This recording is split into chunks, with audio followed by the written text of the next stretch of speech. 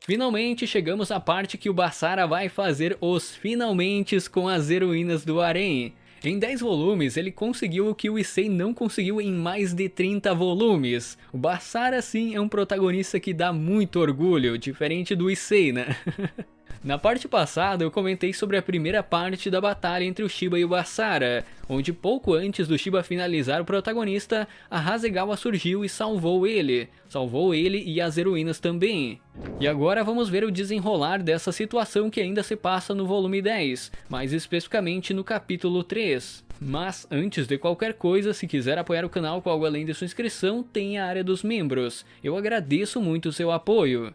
O capítulo se inicia com a Mil acordando em um quarto desconhecido, notando que ao seu lado estava a Kurumi e a Zesto ainda dormindo. Por outro lado, a Maria e a Yuki já estavam acordadas, e explicam que foram capturadas após uma intensa luz envolver elas durante a batalha entre o Basara e o Shiba. Elas até mesmo tentaram escapar, mas aparentemente a sala é indestrutível, e ainda por cima elas não conseguiram localizar o Basara através do contrato de mestre e servo, como se tivesse algo obstruindo essa conexão, embora elas saibam que ele ainda está vivo.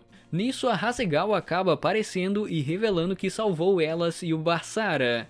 Complementando isso, mostrando que o Basara estava em um quarto ao lado das heroínas, com a saúde estável mas ainda inconsciente. Após elas verem o protagonista, verem o estado dele, a Maria ainda questiona a Hasegawa se ela é uma aliada ou uma inimiga. E a Hasegawa explica que colocou um selo nesse local para proteger não só o Basara, mas as heroínas também, obviamente. Além disso, mencionando que o Shiba estava planejando absorver o poder do Kouryu, um dragão ancestral ligado aos 5 elementos. Basicamente algo que eu já expliquei, né, que ele quer se vingar do Vaticano e do clã dos heróis, enquanto moldaria um novo sistema para salvar o mundo, né, salvar entre aspas. A Hasegawa acrescenta que a manifestação do Kouryu já estava em 50%, e que eles precisavam parar isso antes de atingir o 100%. No caso, eles precisavam agir rápido, mas ainda mantendo todo o cuidado possível, porque um ataque direto seria literalmente suicídio, tanto por causa das manoplas do Shiba que continham dos 10 deuses selado dentro, como também pelo fato da barreira dimensional estar na cidade de Tóquio. Se a barreira fosse destruída ou se o Shiba liberasse ela, isso acabaria destruindo praticamente toda a cidade em um piscar de olhos, por causa do poder do Kouryu. Nesse momento, a Mil até confronta a Hasegawa sobre suas suspeitas, de que ela já tinha ajudado Basara e as heroínas no passado mesmo sem que eles percebessem. Citando o festival esportivo como exemplo, né, o incidente do festival, algo adaptado na segunda temporada do anime. E sem tentar manter segredo, a Hasegawa admite parcialmente, confirmando que já ajudou Basara antes, mas falando que no fim foi tudo realmente mérito do próprio Basara. Além disso, a Mil questiona se ela fez um contrato de mestre e servo com o protagonista, assim como as demais heroínas, coisa que também foi confirmado pela Hasegawa, prometendo explicar tudo assim que a Zesto e a Kurumi acordassem. Mas beleza, né? Após todos acordarem, incluindo o Basara, a Hasegawa explica que salvou eles e criou esse local em uma dimensão alternativa, para proteger todos enquanto se recuperavam, sendo que ela visava também criar uma estratégia antes de retornarem para a batalha contra o Shiba. Durante essa conversa, podemos ver até mesmo o Basara se desculpando por ter escondido essa relação com a Hasegawa. De cabeça eu não lembro se teve realmente um motivo muito específico para eles esconderem essa relação, mas muito provavelmente isso partiu do fato da Hasegawa ser uma deusa, para preservar a identidade dela. Porque não é normal a deusa se revelar para os humanos ou qualquer outra raça, como os demônios. Mas se fosse por uma questão de romance, eu tenho certeza que nunca iria ser um problema. Eu tenho certeza que principalmente a Maria iria gostar de saber que tinha mais uma waifu nesse harém. Seria mais uma para ela provocar com coisas eti. É bom notar que as garotas não culparam o Basara ou ficaram magoadas com essa revelação, entendendo que foi algo estratégico, tratando a Hasegawa como se fosse um trunfo secreto do protagonista. Então eu vou reforçar isso, se as garotas aprovaram, não foi uma relação NTR, não foi isso. Ainda mais que seria um pouco estranho ter NTR em um harém, né? De certa forma isso seria um pouco estranho na minha visão, mas beleza, né? O fato é que as demais heroínas resolveram acolher a deusa como parte da família a partir desse momento da história, a partir desse ponto. Além disso, a Hasegawa explica que não poderá ajudar muito na batalha, por conta de ter tido seus poderes selados após virar a guardiã do Basara, algo que eu já expliquei nesta série sobre Shimaemao nas partes anteriores, por isso é importante que assistam tudo. Mas, mesmo tendo uma boa parte dos poderes selados, ela ainda pode usar eles para proteger o Basara. Existe uma exceção no uso das habilidades divinas, e essa exceção é o Basara estar correndo o risco de perder a vida.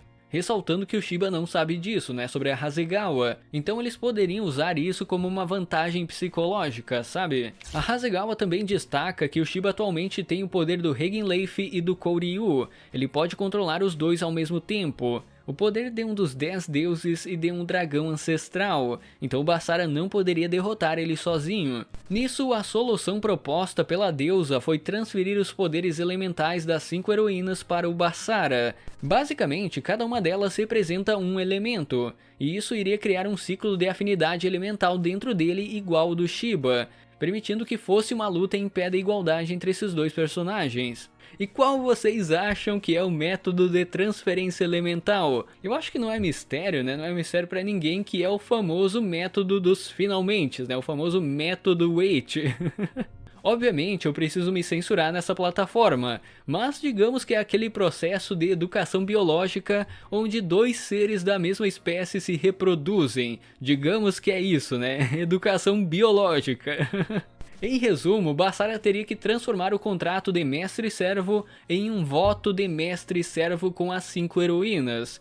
E tem algumas condições a serem cumpridas para atingir esse voto. Primeiro, ter a lealdade das servas no limite máximo. Segundo, o mestre deve pedir lealdade eterna e a serva deve se entregar de corpo e alma voluntariamente.